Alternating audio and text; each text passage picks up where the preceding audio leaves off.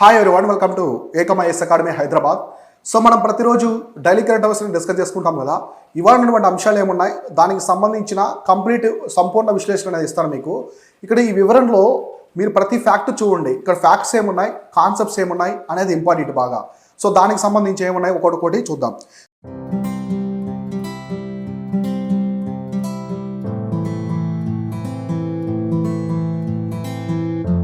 So ఇవాళ వచ్చేసి మనకి 12th నవంబర్కి సంబంధించి ఏమున్నాయో సో ప్రతిరోజు ఇస్తున్నాగా డైలీ కరెంట్ అఫైర్స్ ఇవన్నీ కూడా నోట్ చేసి పెట్టుకోండి. చాలా ఇంపార్టెంట్ ఎగ్జామినేషన్ పరంగా మీకు యూపీఎస్సీ కావచ్చు, స్టేట్ బేస్ ఎగ్జామ్స్, అలా కాంపిటేటివ్ ఎగ్జామ్స్కి ఎక్కువ యూజ్ అవుతూ ఉంటాయి.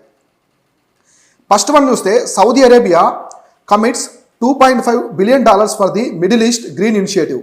సో ఇప్పుడు మిడిల్ ఈస్ట్ ఉంది కదా, మనకి మిడిల్ ఈస్ట్ అంటే ఎగ్జాక్ట్గా మిడిల్ ఏషియా అంటారనమాట. సో మనకి మధ్య ఆసియా అంటారు. మధ్య ఆసియా దేశాలన్నీ కూడా సౌదీ అరేబియా కావచ్చు, ఇరాను, ఖతరు, కువైటు, ఒమను, యెమెను, ఇజ్రాయిల్, లెబనాన్ అవన్నీ ఉన్నాయి కదా, అవి మొత్తం కూడా మనకి మిడిల్ ఈస్ట్ కింద వస్తాయి. ఇదంతా మీకు తెలిసిన పాయింటే. ఈ మిడిల్ ఈస్ట్లో మొత్తము గ్రీన్ ఇనిషియేటివ్ అంటే ఎన్విరాన్మెంట్కి హాని లేకుండా ఒక గ్రీన్ ఇనిషియేటివ్ అని తీసుకోవాలని చెప్పేసి సౌదీ అరేబియా అనేది మొత్తం $2.5 బిలియన్ అనేది వెచ్చిస్తుంది ఇక్కడ. సో చూడండి, Saudi Arabia's crown prince Mohammed bin Salman said the kingdom would contribute $2.5 billion to a green initiative in Middle East over the next 10 years. Host to headquarters.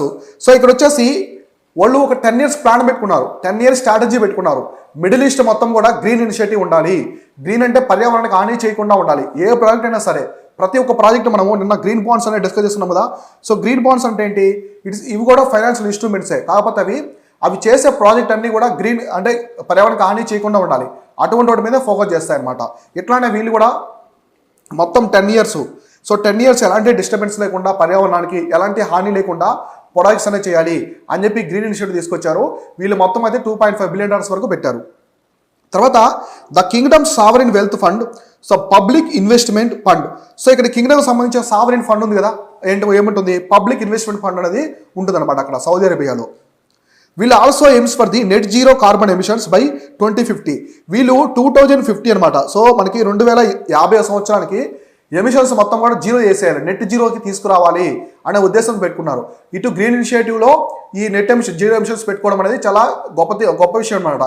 ఎందుకంటే రెండు ఇక్కడ attach చేసుకుంటూ ఒక లక్ష్యంతో ముందుకెళ్లారంటే ఖచ్చితంగా వాళ్ళు నెట్ జీరో ఎమిషన్స్కి అయితే చేరుకుంటారు. The crown prince said that the Sharm El Sheikh in Egypt as would the leaders gather the COP27 on the climate change conference. ఇక్కడ చూడండి, COP27 అనేది జరుగుతుంది. ఇప్పుడు వచ్చేసి కాన్ఫరెన్స్ ఆఫ్ పార్టీస్ 27 జరుగుతుంది. ఇది ఎక్కడ జరుగుతుంది, మనకి ఈజిప్ట్లో జరుగుతుంది అనమాట. సో ఈజిప్ట్ కంట్రీలోని ఎక్కడ జరుగుతుంటే షామ్ ఎల్ షేక్, అక్కడ ఆ ప్రాంతంలో జరుగుతుంది COP27. ఈ COP27లో మేజర్గా ఏటికి తీసుకున్నారంటే క్లైమేట్ చేంజ్. ఇక్కడ వచ్చేసి ఏం తీసుకున్నారంటే క్లైమేట్ చేంజ్ అనమాట. సో క్లైమేట్ చేంజ్ ద్వారా ఎటువంటి హాని లేకుండా, గ్లోబల్ వార్మింగ్ పెరగకుండా పర్యావరణాన్ని మనం కాపాడుకోవాలి అని అన్ని దేశాలు కూడా ఒక లక్ష్యంతో ముందుకెళ్తున్నాయి. సో ఇప్పుడు ఇది ఇక్కడ సౌదీ అరేబియా గ్రీన్ ఇనిషియేటివ్ కోసం, మిడిల్ ఈస్ట్ గ్రీన్ ఇనిషియేటివ్ కోసం $2.5 బిలియన్ పెట్టింది కదా, ఓకేనా. ఇప్పుడు మనము COP27 గురించి చెప్పుకుందాం. ఇప్పుడు COP27 అనేది జరుగుతుందని చెప్పాం. దీంట్లో ముందు మనకి సౌదీ అరేబియాకి సంబంధించిన ఈవెంట్లో కూడా అటాచ్డ్గా వచ్చింది. ఇప్పుడు COP27 గురించి చెప్పుకుందాం. So United Nations climate change conference 2022 COP27 అంటే conference of parties 27 open in the Sharm El Sheikh. సో ఇది ఎక్కడంటే జరుగుతుందంటే షామ్ ఎల్ షేక్ అని ఈజిప్ట్లోనే ఒక ప్రాంతం అనమాట. సో ఈజిప్ట్ ఈసారి hosting country. So hosting country ఏంటంటే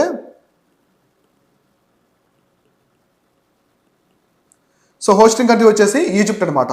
so with the aim of the ensuring full implementation of the Paris agreement adopted in the 2015. So Paris agreement అంటే COP21 అనమాట. సో COP21 వచ్చేసి ప్యారిస్లో జరిగింది. COP21 వచ్చేసి ప్యారిస్లో 2015లో జరిగింది. ఆ ప్యారిస్ అగ్రిమెంట్ ఇక్కడ కాన్ఫరెన్స్ అనేది అగ్రిమెంట్ చాలా ముఖ్యమైనది అనమాట. ఎందుకంటే అన్ని దేశాలు కూడా ఒక లక్ష్యాన్ని పెట్టుకున్నాయి. ఇక్కడ వచ్చేసి మనము ప్రీ ఇండస్ట్రియల్ లెవెల్లో 2 degrees సెంటిగ్రేడ్ ఉంది కదా, దీన్ని తగ్గించాలి. ఫ్రీ ఇండస్ట్రీస్ అనమాట. అంటే మనకి పరిశ్రమలు రాకముందు గ్లోబల్ యొక్క టెంపరేచర్ అనేది ఎలా ఉన్నది, సీ లెవెల్ ఎలా ఉన్నది, సముద్ర మట్టం ఎలా ఉన్నదో ఆ లెవెల్కి మనం వెళ్ళాలి అనే ఉద్దేశంతోనే లక్ష్యం పెట్టుకున్నారు. ఇక్కడ ఇది ప్రతి ఒక్కరు కూడా బైండింగ్ అనమాట. అన్ని దేశాలకు కూడా ఖచ్చితంగా ఫాలో అవ్వాలి. బైండింగ్ అగ్రిమెంట్ ఇది, కాబట్టి అన్ని దేశాలు ఖచ్చితంగా ఫాలో అవ్వాలి. ఈ COP21లోనే మన ఇండియన్ ప్రైమ్ మినిస్టర్ అలాగే French president ISA international solar alliance కూడా స్టార్ట్ చేశారు. దీనికి హెడ్ క్వార్టర్స్ ఎక్కడ ఉంది? గురుగ్రామ్లో ఉంది. సో హర్యానాలోని గురుగ్రామ్లో ఉంది ఇంటర్నేషనల్ సోలార్ అలయన్స్. సో ఇట్లా ఈ COP21 అనేది చాలా ఇంపార్టెంట్. ఇప్పుడు ఈ COP27 ఎక్కడ జరుగుతుందంటే ఈజిప్ట్లోని సో షామ్ ఎల్ షేక్ అనే ప్రాంతంలో జరుగుతుంది. సో COP26 ఎక్కడ జరిగింది? దీనికి ముందు COP26 ఎక్కడ జరిగింది? గ్లాస్గోలో జరిగింది.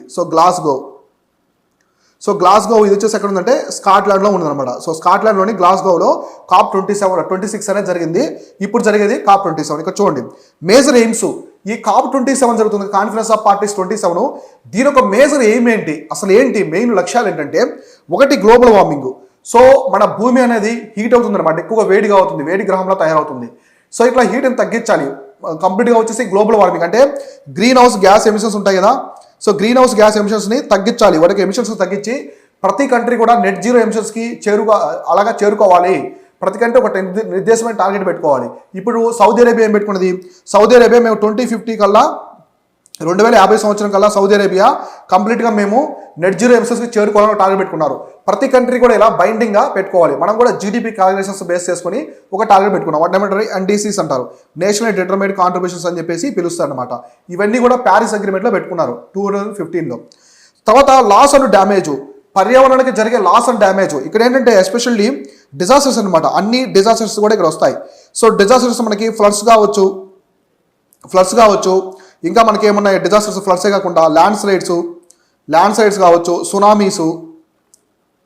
సునామీస్, సైక్లోన్స్, ఇట్లాంటి అన్ని లాస్ అండ్ డ్యామేజ్ గురించి కూడా వీళ్ళు డిస్కస్ చేసుకున్నారు. కాన్ఫరెన్స్ ఆఫ్ పార్టీస్లో 27లో అన్ని దేశాలు కూడా ఇక్కడ లాస్ అండ్ డ్యామేజ్ గురించి డిస్కస్ చేసుకున్నారు.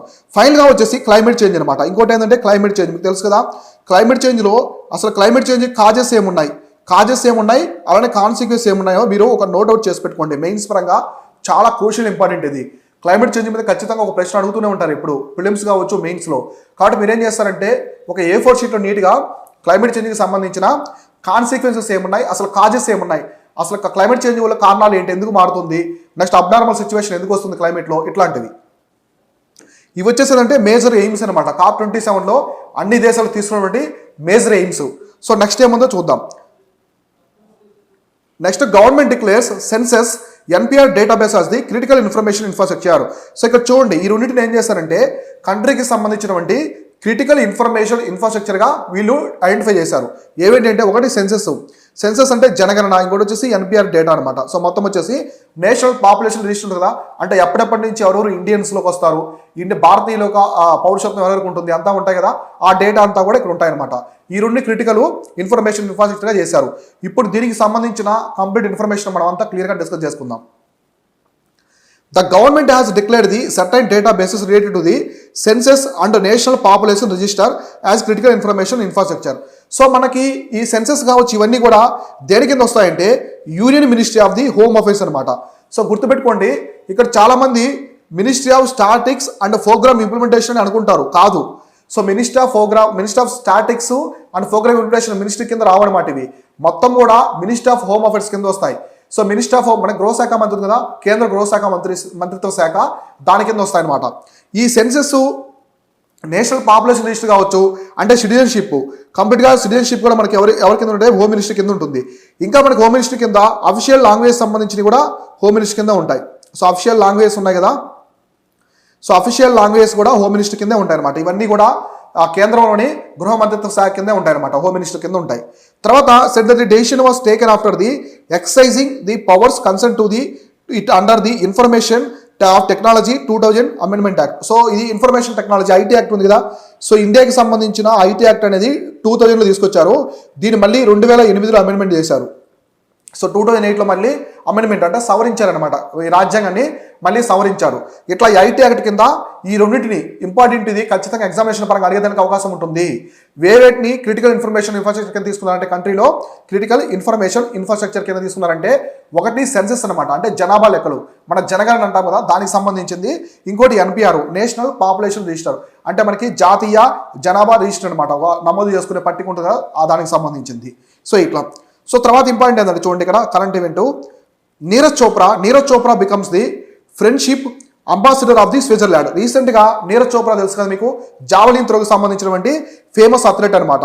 సో మనకి ఉంది కదా ఒలింపిక్స్లో కూడా, సో జావలిన్ త్రో సో ఈ జావలిన్ త్రోలో వచ్చేసి ఒలింపిక్స్లో మనకి స్వర్ణం తీసుకొచ్చాడు, భారతదేశానికి స్వర్ణం బంగారు పథకాన్ని తీసుకొచ్చాడు మన నీరజ్ చోప్రా. అప్పుడు చాలా ఫేమస్ అయ్యాడు. సో నీరజ్ చోప్రా చూడండి, Switzerland tourism, so Switzerland country tourism department approved the Olympic gold medallist Neeraj Chopra as the friendship ambassador.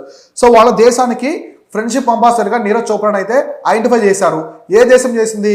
Switzerland చేశారు. రీసెంట్గా స్విట్జర్లాండ్ బాగా న్యూస్లో ఉంది 1 వీక్ నుంచి, అదేంటో కూడా చెప్తాను.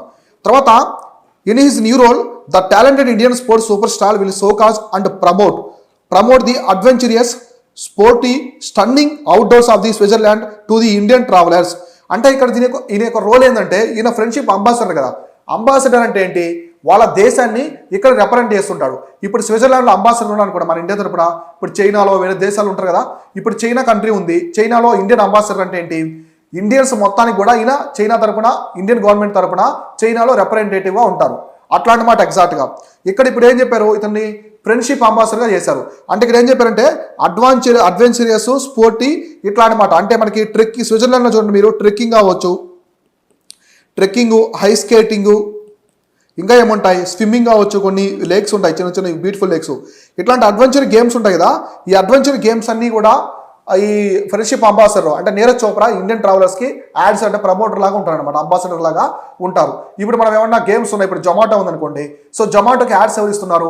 అల్లు అర్జున్ గారు జొమాటోకి యాడ్స్ ఇస్తున్నారు. అంటే ఆయన దానికి అంబాసిడర్గా ఉన్నారనమాట. అంటే ఆయన యాడ్స్ ఇస్తున్నప్పుడు ప్రమోటర్గా ఉన్నారు.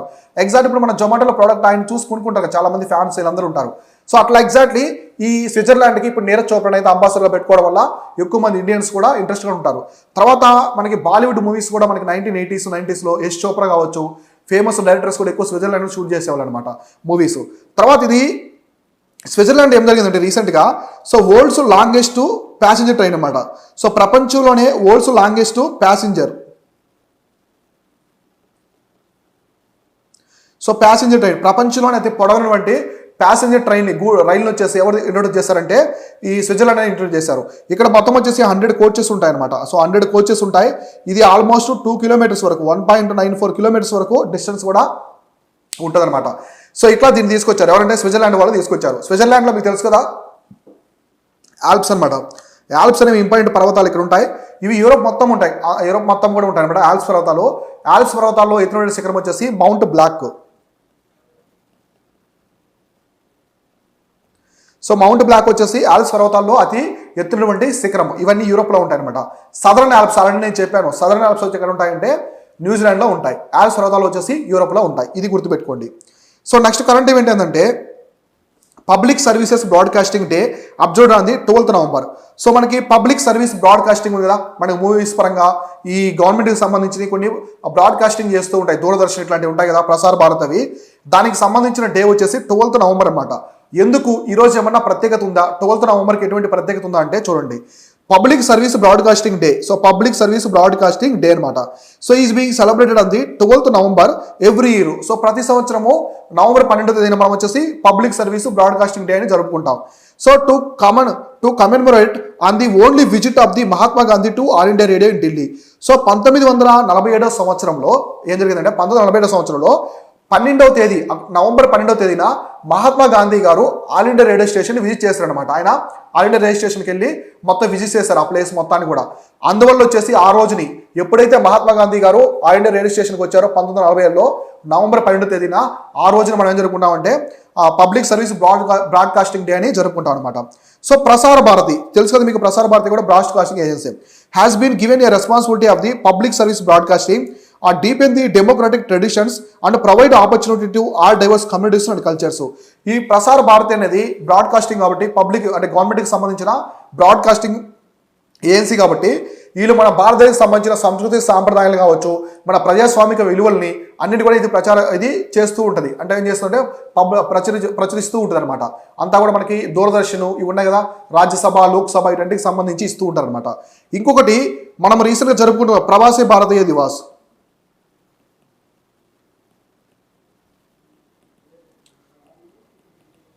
సో ప్రవాస భారతీయ దివాస్ అనమాట.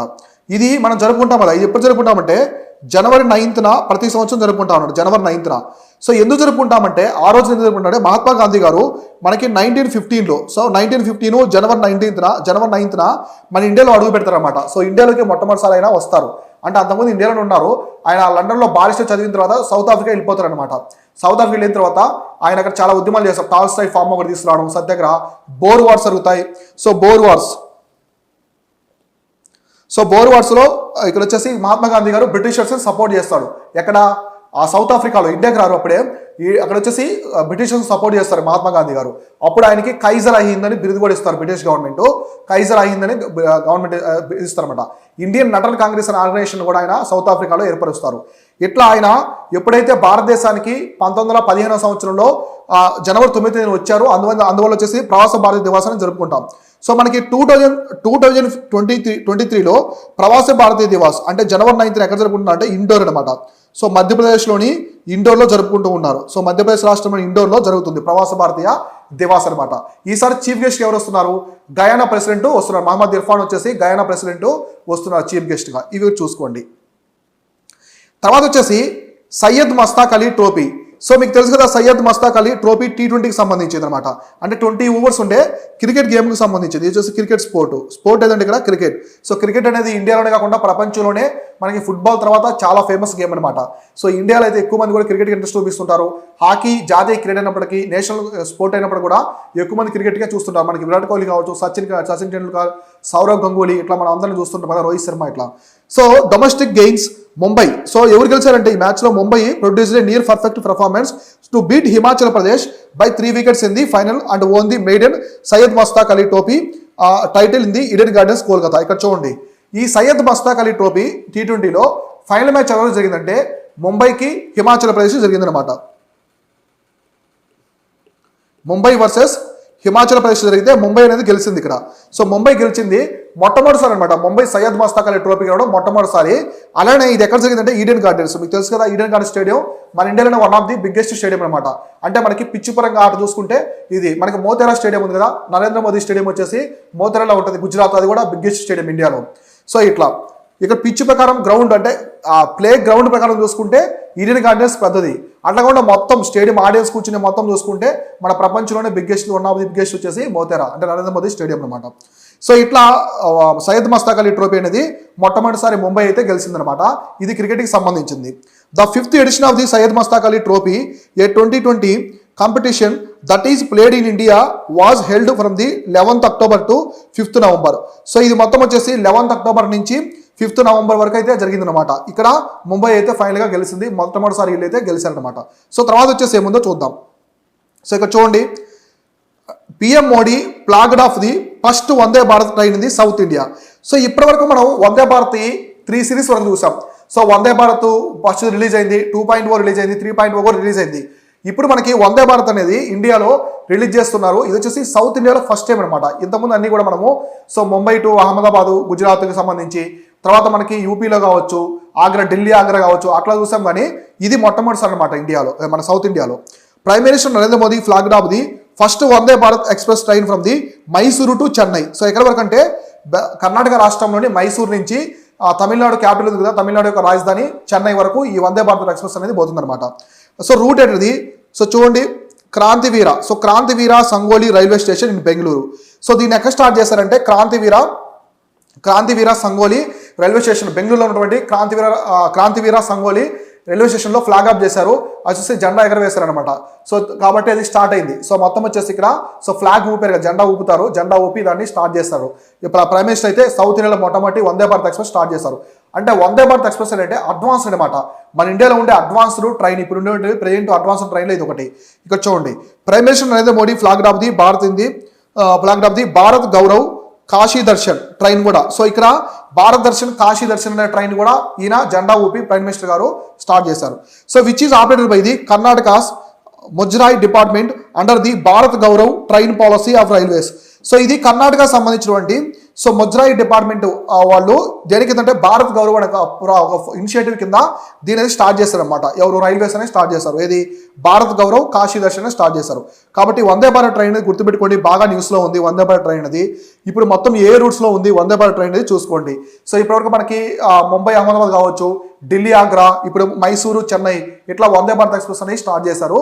చాలా అంటే advanced model of the Indian railways అనమాట. ప్రజెంట్ మనకి ఉండే రైల్వేలో అడ్వాన్స్డ్ మోడల్ ఇదొకటి. సో ఇవి వచ్చేసి ఓవరాల్గా ఇవాటి డైలీ కరెంట్ అఫైర్స్. అలానే మనం next daily current affairs prelims questions కూడా కొన్ని తీసుకుందాం. ఇక నుంచి మనము కరెంట్ ఈవెంట్సే కాకుండా కొన్ని సబ్జెక్ట్ కాన్సెప్ట్స్ కూడా తీసుకొని ఎక్స్ప్లెయిన్ చేసుకుందాం. ఎందుకంటే ఎగ్జామినేషన్ పరంగా ఎక్కువ రిపీట్ అవుతుంటాయి కదా, అవి కూడా తీసి క్లియర్గా నేనైతే ఎక్స్ప్లెయిన్ చేస్తాను. ఇది వచ్చేసి ఇవాల్టి current affairs video. Thank you all.